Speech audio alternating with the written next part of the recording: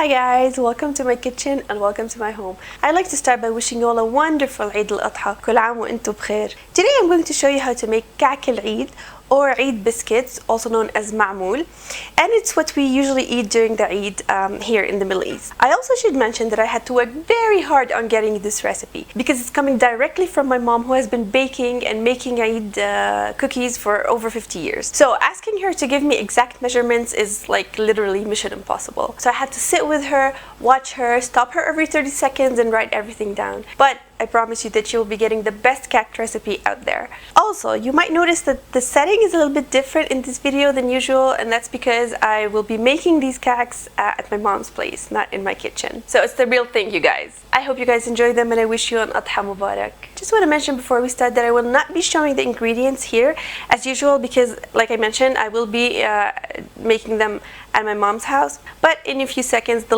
exact list of the ingredients will be displayed on the screen, and of course they will be in the description box below this video.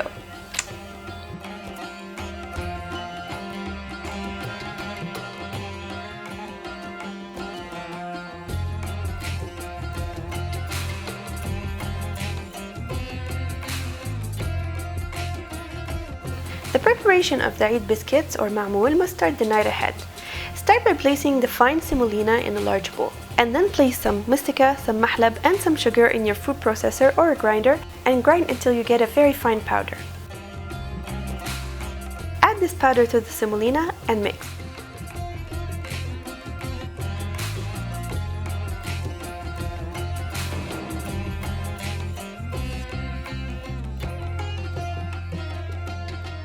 Then, place equal amounts of butter and ghee in a cup.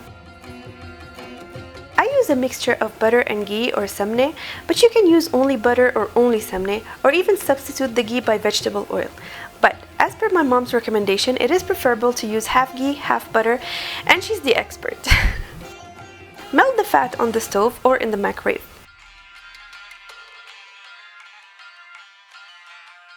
And then pour the melted fat on the semolina mixture and mix well.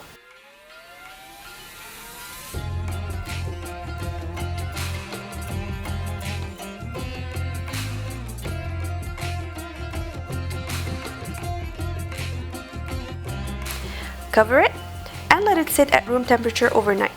We do this to allow the semolina to soak and absorb the fat. So the next day you will finish working on your dough. Start by activating the yeast by adding it to a little bit of warm water and some sugar. Mix well and set aside for a few minutes to allow the yeast to foam up. Remember, the water must be quite warm. When the yeast is ready, add it to the semolina mixture and mix it with your hand.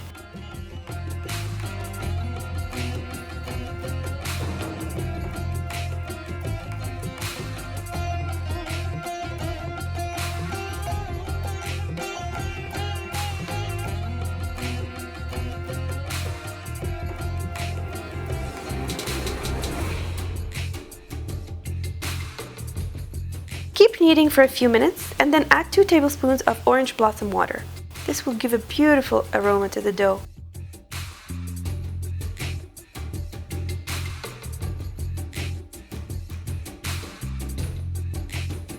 Continue kneading for another few minutes.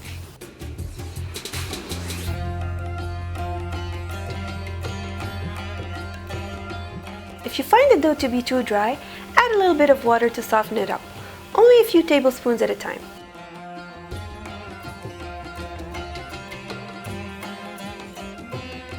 You need to keep kneading for approximately 5 minutes until the semolina absorbs the liquids and start to come together into a soft ball.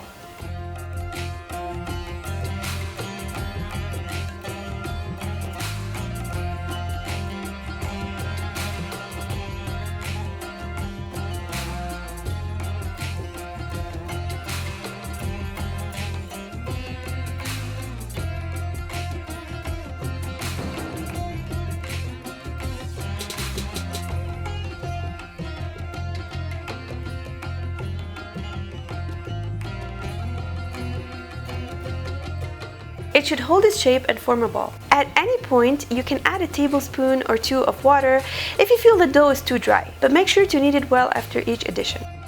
Now you can see that my dough is ready. It's firm, soft, not crumbly, holding its shape, but not dry. Close to the consistency of Play-Doh. And just like any dough, you have to let it rest a little bit in a warm place, covered for at least half an hour. Meanwhile, start preparing your filling. Today I'm going to use dates and pistachios as my fillings. I'll start with the dates. So I'm using these packaged dates. Remove the pits and place them in a large bowl. And knead them with your hands to turn them into a thick, sticky paste.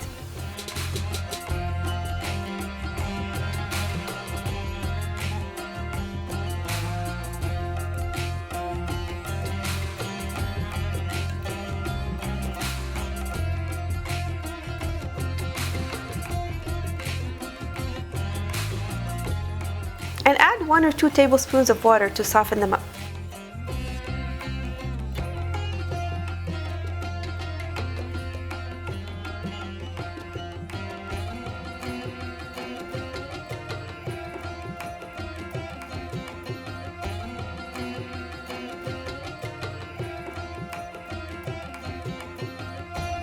When it becomes like a dough, start forming small balls.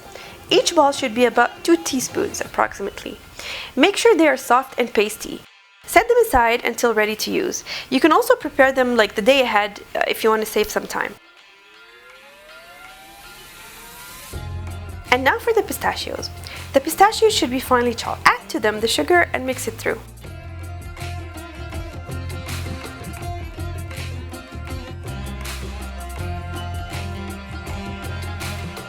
And then add 1 tablespoon of soft butter and 1 tablespoon of honey. We add the butter and the honey to the pistachios to moisten them a little and allow them to stick to each other slightly.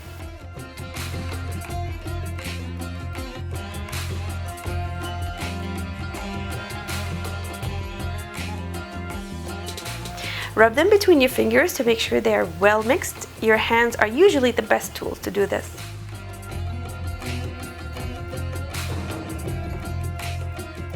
Today I'm not going to use any walnuts, but if you want to fill the biscuits with walnuts, do the exact same process as you did for the pistachios.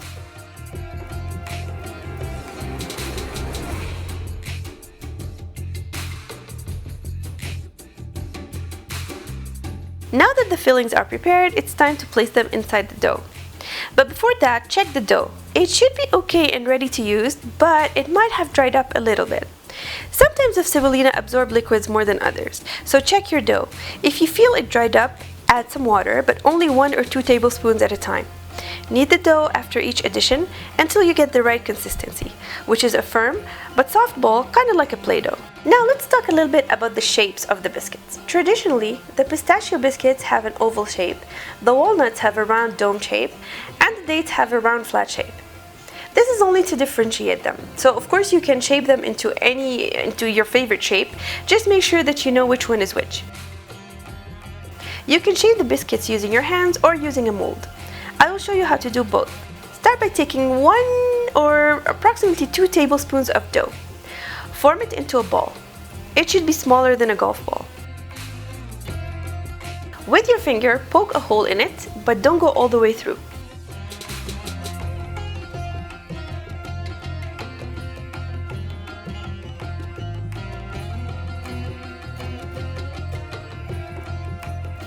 Then add 2 teaspoons of filling inside the hole. Be generous with your filling.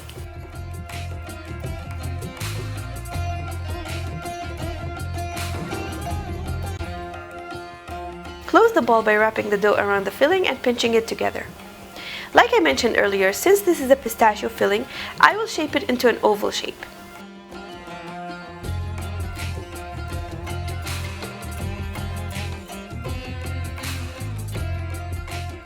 Then I will take a rippled clip and decorate it by pinching the top slightly.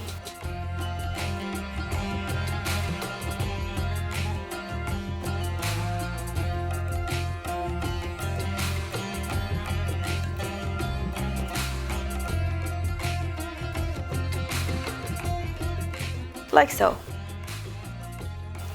And place it on an ungreased cookie sheet, keeping a distance of approximately ½ inch or 1 centimeter between each biscuit. You can also use a mold if available.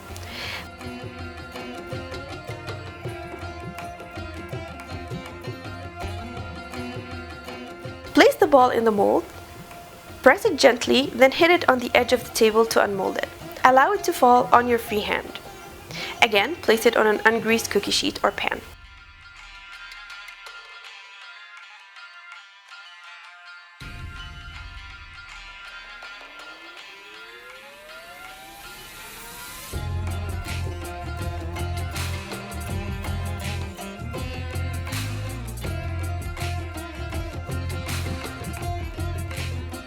And now I will make the date biscuits. As with the pistachios, take about 2 tablespoons of dough and form a ball. Create a pocket with your finger and fill it with a date ball. Close it, and again shape it into a ball.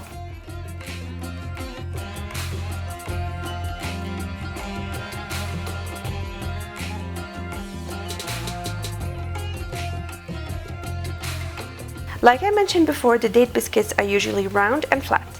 I will make this one without a mold. Flatten the ball slightly with your hand and then decorate the top with the rippled clip all around.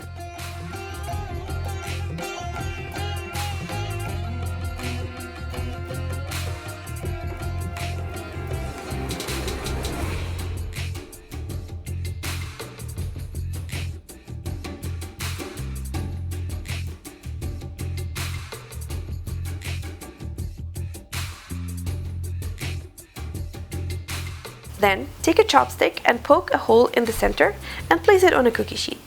Again, you don't have to copy the exact shape, I'm just showing you how it's done in my household.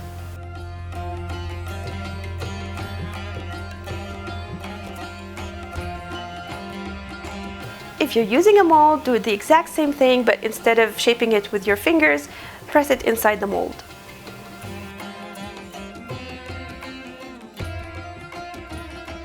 Now your biscuits are ready to be baked. Preheat your oven to 180 degrees Celsius. Then place the cookie sheets in the bottom rack.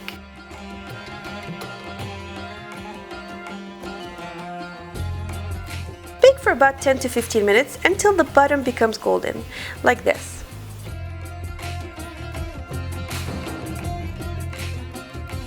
Then remove the cookie sheets and place them in the top rack.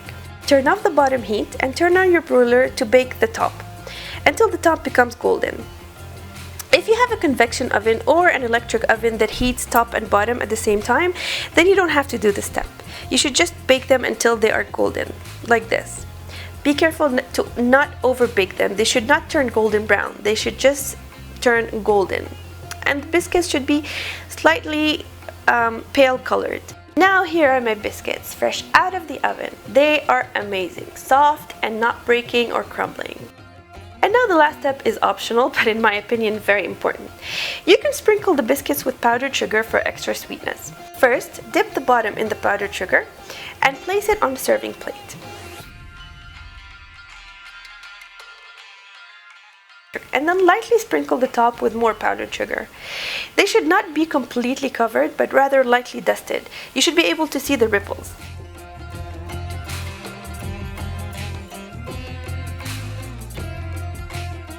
Et voila!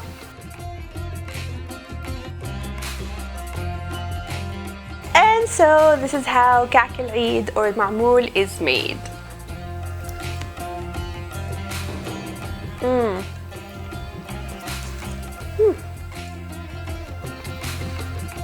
So soft. Thank you, Mom, for this wonderful recipe. I will forever treasure it. They are so soft and moist, not like crumbly and they break like some cake recipes out there. Really, they are so good. I hope you guys like them. I hope you guys make them. And I wish you a wonderful, wonderful Eid once again. Please do give this video a thumbs up if you liked it and subscribe. Bye!